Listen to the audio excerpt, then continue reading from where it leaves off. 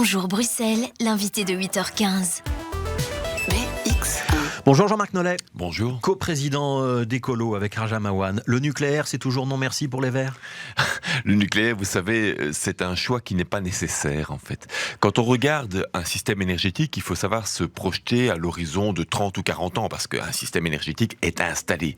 Et si, en 2050, on peut se projeter à cet horizon-là, on se dit qu'on a un choix à faire entre un système 100% renouvelable, propre, beaucoup moins cher, agréable également, et d'autre part un système nucléaire qui lui est polluant, très cher, on le voit aujourd'hui dans le débat sur la fixation. On est en train de renégocier avec Engie notamment. Voilà, exactement. Ouais. Et en plus, ce qui est dangereux, Zaporijia, en Ukraine, une des premières cibles des troupes russes, ce sont les réacteurs nucléaires. Ouais. Donc vous revenez bien au nucléaire, non merci. On avait cru que vous ouvriez la porte, parce qu'il y a quand même un accord pour la prolongation de 2 centrales. C'est en train d'être négocié par la ministre de l'Énergie et le Premier ministre avec Engie. Mais c'est bien une prolongation temporaire, si j'entends bien ce que vous me dites là. Alors certains s'expriment en notre place. Mais pour ce qui nous concerne, le manifeste d'Ecolo adopté en Assemblée Générale a toujours été très très clair. Notre horizon, c'est le 100% renouvelable. Il se fait que sur la période de transition, qui nous mène de, grosso modo, de 2025, date prévue par la loi de 2003 pour arrêter l'ensemble des réacteurs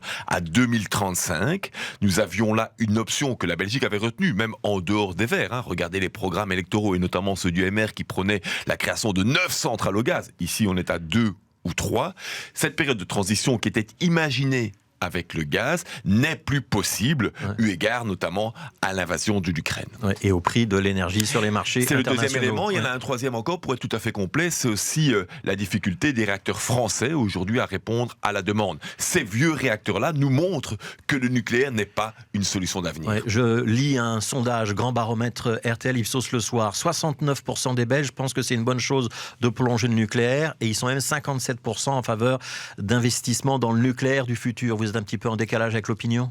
C'est-à-dire qu'il y a quand même 43% des gens qui pensent l'inverse. Ouais, Permettez-nous aussi de représenter ces choses-là. Et alors, ce qui est intéressant dans le sondage, je lisais dans le soir de ce matin, l'évolution aussi des choses. Il y a un an, ils étaient encore plus nombreux à défendre le nucléaire. Ouais. Je pense qu'avec la situation en Ukraine, c'est assez logique que les gens se soient reposés des questions. Mais nous sommes là avec un projet, avec un programme, avec des raisons aussi, des arguments derrière, et nous aurons l'occasion de les développer. Mais donc ça veut dire qu'on prolonge bien 2 centrales, on ne va pas au-delà des 2 centrales. Ça, c'est le mandat que Ecolo donne au Premier ministre et à la ministre de l'Énergie. Alors, je dois juste préciser un élément. On prolonge 2 réacteurs. Ouais. Parce que l'idée de prolonger des centrales, ce serait l'idée de prolonger tous les réacteurs. Mais en fait, Elia, le gestionnaire de réseau, nous dit que 2 réacteurs suffisent. Ouais. Et ça suffira pour passer les hivers 2025, 2026, 2027, où on sait que là, il y a un petit peu de tension, notamment parce qu'on ne va pas pouvoir acheter beaucoup d'électricité à nos voisins français. Alors là, justement, l'avantage avec Doel 4 et Tihange 3, qui sont les 2 réacteurs les plus récents, c'est qu'ils pourraient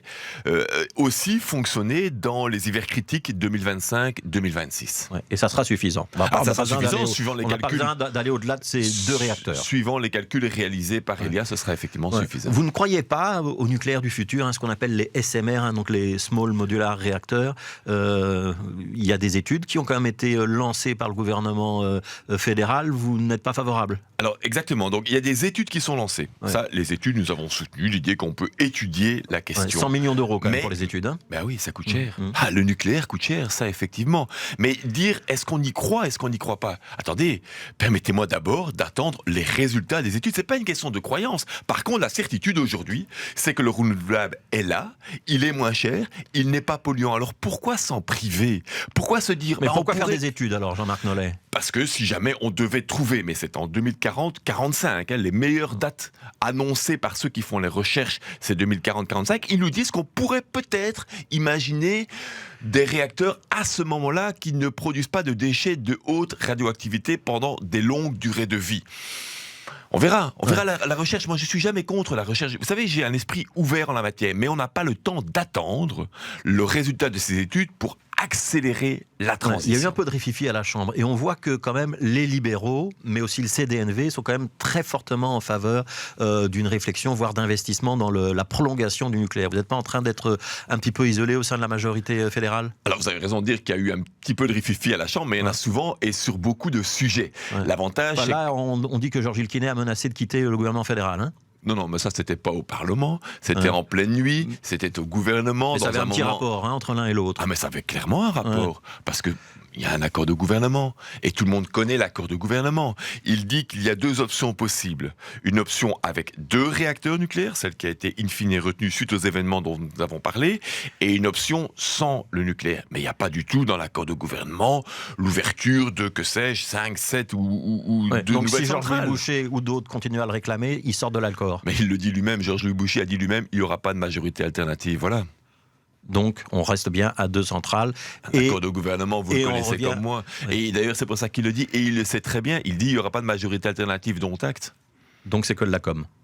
C'est du show, effectivement, oui, bien sûr. Mais c'est aussi déjà la campagne électorale. Mais par rapport à ça, nous allons venir avec un plan précis qui vous permettra de voir comment on peut atteindre le 100% renouvelable à l'échelle européenne et donc en se passant du nucléaire. À quelle échéance ? À l'échéance de 2050, comme j'ai toujours dit, 2050. comme on l'a toujours dit. Donc en Sur 2050, on n'aura vraiment plus de nucléaire en Belgique, voire en Europe. En 2050, il est possible d'avoir le 100% renouvelable à l'échelle européenne, bien entendu. Et la Belgique peut se passer du nucléaire dès 2035. Et donc vous allez déposer un plan, ou en tout cas des propositions, ou un document. Un plan, position, les deux. Dans combien de temps ? D'ici la campagne électorale. Voilà, donc ce sera pour les prochains mois. Autre gros dossier à venir, Jean-Marc Nollet, la réforme fiscale. C'était sous forme de proposition dans l'accord de gouvernement. Hein. On ne garantissait pas qu'il y en aurait une pendant cette législature. Mais le Premier ministre vient de dire que le ministre des Finances est prêt. Il va falloir aboutir sur ce dossier ou pas ? Le ministre des Finances est prêt avec une proposition. Et d'ailleurs, j'ai déjà eu l'occasion de le rencontrer pour en discuter avec lui. Moi, je pense qu'il faut aboutir.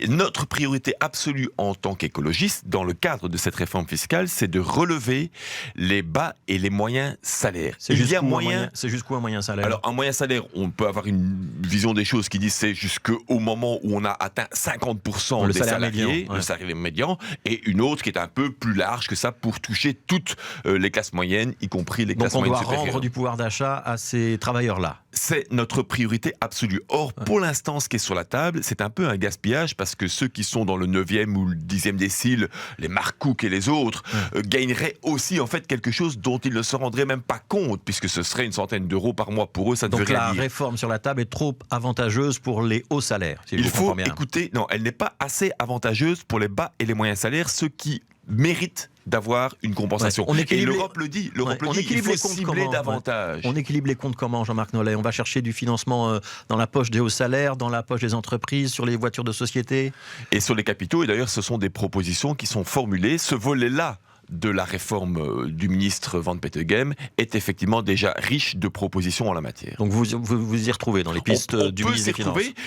Alors je ne vais pas dire dans toutes les pistes, par exemple sur la TVA, il y a des choses qui doivent pouvoir être faites pour épargner le livre, par exemple, ou l'alimentation de base. Mais il y a des rééquilibrages qui sont possibles à l'intérieur d'un travail qui doit être fait sur le financement par le capital. Ce gouvernement, celui d'Alexander De Croo, cette majorité que vous soutenez, ils sont encore en mesure de faire des compromis efficaces sur la réforme fiscale. Est-ce que par exemple sur le conclave budgétaire ça a marché ? Est-ce que vous êtes satisfait de l'accord ?